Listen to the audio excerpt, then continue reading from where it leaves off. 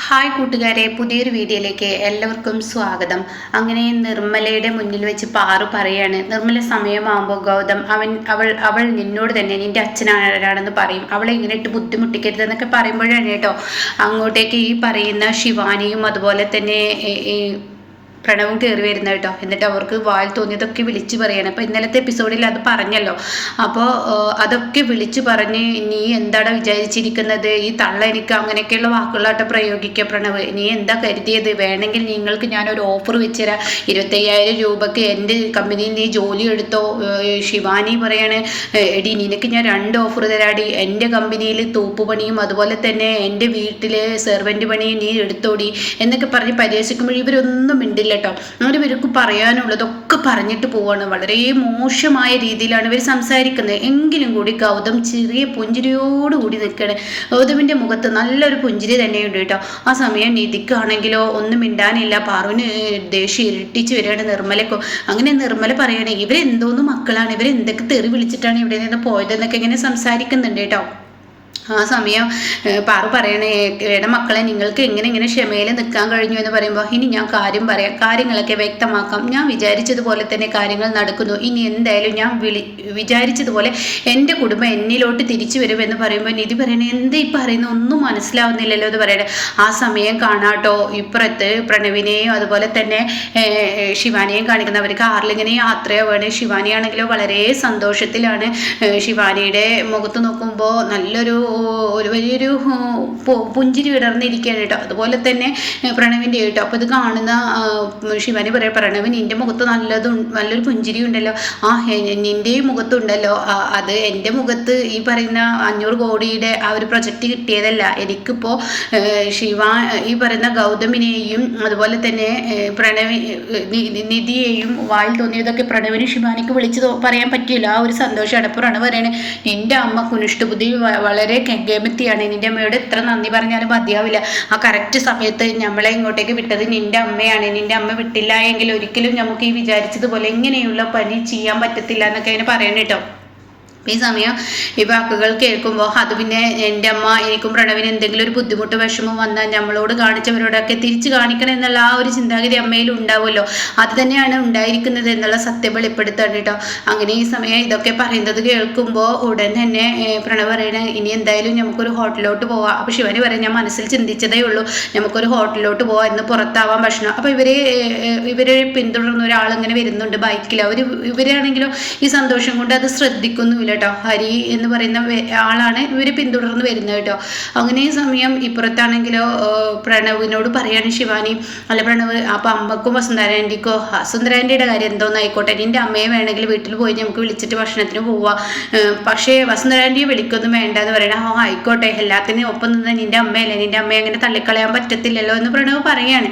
അപ്പോഴും പ്രണവിൻ്റെ പിറകെ ഇങ്ങനെ ഈ ഹരി എന്ന് പറയുന്ന ബൈക്കിൽ വരുന്ന ആൾ വരുന്നുണ്ട്. പെട്ടെന്ന് കാണാൻ പ്രണവിൻ്റെ മുന്നിൽ ഒരു കാർ വന്ന് നിർത്തുന്നു കേട്ടോ. ഇതോടുകൂടി പ്രണവും ശിവാനി ആകെ ഷോക്കാവാണ്. ഈ സമയം ശിവാനി പറയണേ, അല്ല പ്രണവ്, ഇതിപ്പോൾ എന്തോ ഒരു പന്തികേട് ഉണ്ടല്ലോ എന്ന് പറയണേ. അപ്പോഴേക്കും അതിൽ നിന്ന് കുറേ ഗുണ്ടകൾ ഇറങ്ങുമ്പോൾ ഇത് നല്ല പന്തികേട് തന്നെയാണ് പ്രണവ്, ഇതിപ്പോൾ ഒരു പക്ഷേ ഗൗതമും നിധിയും അവരെ വായി തോന്നിയത് വിളിച്ചു പറഞ്ഞതിന് അവർ ഗുണ്ടകളാക്കിയതായിരിക്കോ. അത് കേട്ട പ്രണവ്, അതിനൊന്നും സമയമില്ല എന്ന് പറയണേ, ഇത് വേറെ എന്തോ ആണ് എന്ന് പറയുന്നുണ്ട്. ആ സമയം പ്രണവ് പ്രശ്നമാണ് എന്ന് പറയുമ്പോഴേക്കും ഗുണ്ടകൾ ഈ ഒരു ഇതിൽ വന്ന് തട്ടുകയാണ് കേട്ടോ, ഗ്ലാസ്സിൽ വന്ന് തട്ടുക. അപ്പോൾ പ്രണവ് ഗ്ലാസ് താത്താണ്, മര്യാദക്ക് സാറൊന്ന് പുറത്തിറങ്ങി എന്ന് പറയണം. അപ്പോൾ ഉടൻ തന്നെ ശിവാനി പറയാം, പ്രണവെ പുറത്തിറങ്ങണ്ട, നമുക്ക് പോവാ എന്ന് പറയണം. അങ്ങനെ ഇവന്മാരെ പേടിച്ച് പുറത്തിറങ്ങാതിരിക്കാൻ പറ്റത്തില്ലല്ലോ എന്ന് പറഞ്ഞിട്ട് പ്രണവ് പുറത്തിറങ്ങുകയാണ്.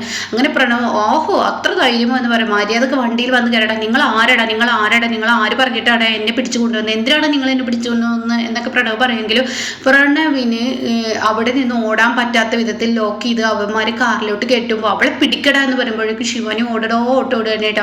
അപ്പോൾ ഈ ഹരി അവിടെ നിൽക്കുന്നുണ്ട്, പക്ഷെ ആരും ശ്രദ്ധിക്കുന്നില്ല. അങ്ങനെ അവർ ഓടുന്നതിനിടയ്ക്ക് വേറെയുള്ള ഗുണ്ടകൾ പറയാം, മതി അവളുടെ പിറകെ ഓടിയതിനെങ്കിൽ പോരെ എന്ന് പറഞ്ഞിട്ട് അവർ കാറിൽ കയറി പോവാണ്. അപ്പോഴേക്കും നിധിയെയും ഗൗതമിനെയാണ് കാണിക്കുന്നത്. നിധി പറയണേ, എൻ്റെ ഗൗതം എന്തോ അവർക്ക് ആപത്തുണ്ടല്ലോ, എന്താണെങ്കിലും അവരുടെ ആപത്ത് എനിക്കൊന്നും മനസ്സിലാവുന്നില്ല. ഇതൊക്കെ പറഞ്ഞിട്ടും ഗൗതം ചിരിച്ചു നിൽക്കുന്നു. എന്താണ് ഗൗതമിൻ്റെ പ്ലാൻ എന്ന് പറയുമ്പോഴാണ് കേട്ടോ ആ ഫോൺ വരുന്നത് ഹരിയുടെ. അങ്ങനെ ഹരിയുടെ ഫോണ് ഉടൻ തന്നെ, ഹരിയാണല്ലോ, ഞാൻ വിചാരിച്ചത് നടപ്പിലാവുന്നു എന്നാ തോന്നുന്നത്, എന്താ ഗൗതം പറയുന്നത്, നീ മിണ്ടാതിരിക്കും നിധി എന്ന് പറഞ്ഞിട്ട് ഗൗതം ആ ഫോൺ എടുക്കുകയാണ് കേട്ടോ. അങ്ങനെ ആ ഫോൺ എടുത്തോടെ തന്നെ ഹരി എന്തായി സാറ് പറഞ്ഞ അതേ കാര്യം തന്നെയാണ് ഇവിടെ നടത്തിയിരിക്കുന്നത്. സാറ് പറഞ്ഞതുപോലെ തന്നെ ഇവിടെ ആ കാര്യം നടത്തിയിരിക്കുന്നു. പ്രണവിനെയും ശിവാനിയെയും തട്ടിക്കൊണ്ടുപോയി. പക്ഷെ അവരുടെ ആ ഒരു ഉദ്ദേശത്തിൽ ശിവാനിയെ കിട്ടിയില്ല. ശിവാനി പെട്ടെന്ന് അവിടെ നിന്ന് ഓടി രക്ഷപ്പെട്ടു. പ്രണവിനെ കൊണ്ടുപോയി എന്ന് പറയണത്. എന്നാൽ പ്രണവിനെ കൊണ്ടുപോയെങ്കിൽ ആ വണ്ടിയുടെ പിറകെ പോവാൻ നീ വേറെ ആളെ ആക്കിയിട്ടില്ലേ?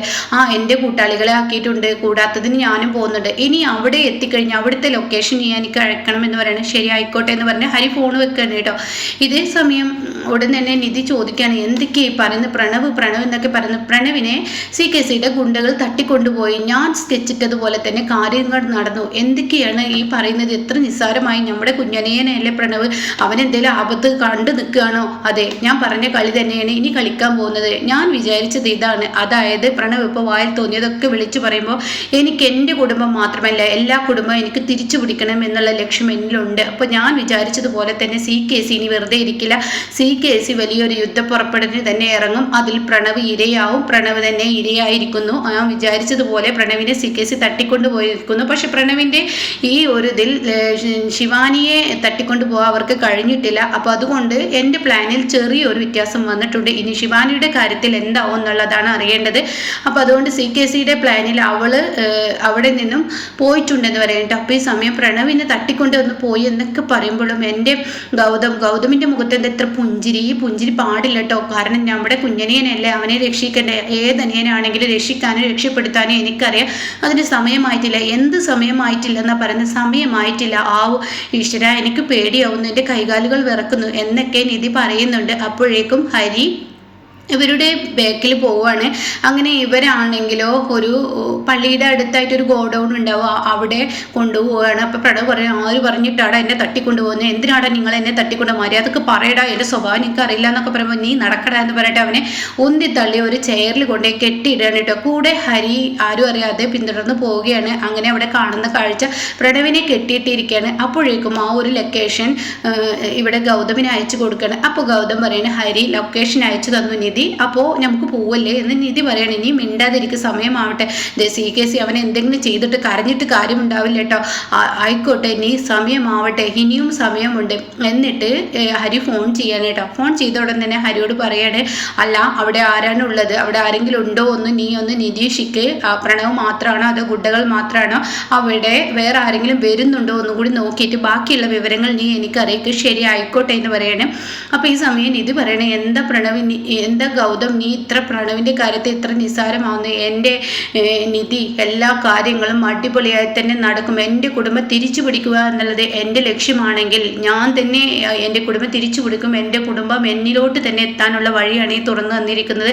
ഞാൻ വരച്ച പ്ലാനിലൂടെ ഇപ്പോൾ എല്ലാവരും പോയിക്കൊണ്ടിരിക്കുന്നത് എന്നിങ്ങനെ ഗൗതം പറയുമ്പോൾ നിധിക്കൊന്നും മനസ്സിലാവുന്നില്ല. ഇതേസമയം ശിവാനി ഒരു ഓട്ടോയിൽ വന്ന് ഇറങ്ങുകയാണ് ഈശ്വരമംഗലത്ത്. ആൻറ്റി അമ്മേ ആൻറ്റി അമ്മേ ആൻറ്റി അമ്മേ എന്നൊക്കെ പറഞ്ഞ് നിലവിളിച്ച് ഓടിക്കൊണ്ട് വരികയാണ്.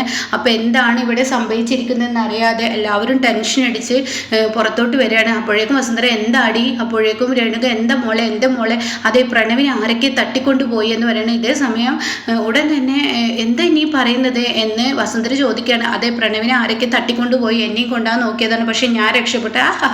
എന്ത് നല്ല പ്ലാനാണ് നീ പറയുന്നത്. ഗുണ്ടകളുടെ കയ്യിൽ നിന്ന് നീ രക്ഷപ്പെടാതെ ഒരിക്കലും സംഭവിക്കില്ല. എൻ്റെ ആൻറ്റി ഈ സമയം വൈരാഗ്യം വെക്കാതെ ഞാൻ പറയുന്ന കാര്യത്തിൻ്റെ സീരിയസ് എടുക്ക്. ആൻറ്റി പ്രണവിനെ തട്ടിക്കൊണ്ടുപോയി പ്രണവിനെ എങ്ങനെയെങ്കിലും രക്ഷപ്പെടുത്താൻ നോക്ക്. അത് കേൾക്കുന്ന വസുന്ധര പറയണം, എങ്കിൽ ഒരു കാര്യം ഞാൻ നിന്നോട് പറയാം.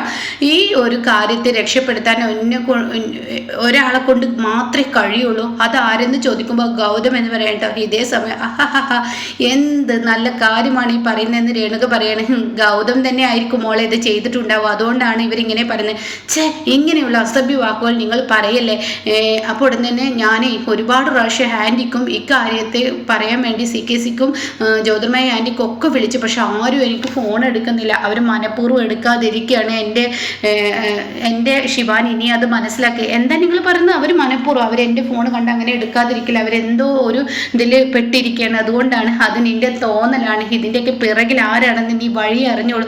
നീ ഇപ്പം നിന്റെ പ്രണവിനെ രക്ഷിക്കണമെന്നുണ്ടെങ്കിൽ നിന്റെ ഏക വഴി ഗൗതമാണ്. ഗൗതമിൻ്റെ മുന്നിൽ നീ കെഞ്ചി അപേക്ഷിക്കുക, തീർച്ചയായും നിനക്ക് രക്ഷ കിട്ടുമെന്ന് പറയട്ടോ. ഈ സമയം എന്താണ് ഇവർ പറയുന്നത് എന്നുള്ള ലെവലിൽ ഇങ്ങനെ നിൽക്കുകയാണ് ഈ പറയുന്ന ശിവാനി. അപ്പോഴേക്കും രേണുക കുനിഷ്ഠ ബുദ്ധിയായി വരുന്നുണ്ട്. രേണുക പറയണേ ഇവരെ മനഃപൂർവ്വം നമ്മുടെ പ്രണവിനെ തട്ടിക്കൊണ്ട് പോയിരിക്കുകയാണ് മോളെ, അതാണ് ഇവിടെ സംഭവിച്ചിരിക്കുന്നതെന്ന് പറയുന്നുണ്ട് കേട്ടോ. അപ്പോൾ ഇങ്ങനെയൊക്കെയുള്ള ഒരു എപ്പിസോഡാണ് ഇപ്പോൾ ലാസ്റ്റ് വന്നിരിക്കുന്നത്. അപ്പോൾ ഇനി 2-3 എപ്പിസോഡേ ഉള്ളൂ, അത് കഴിഞ്ഞാൽ ഇത് കഴിഞ്ഞു. അപ്പോൾ നല്ല ത്രില്ലിങ്ങോട് കൂടി തന്നെയാണ് ഇത് അവസാനിപ്പിക്കുന്നത് കേട്ടോ.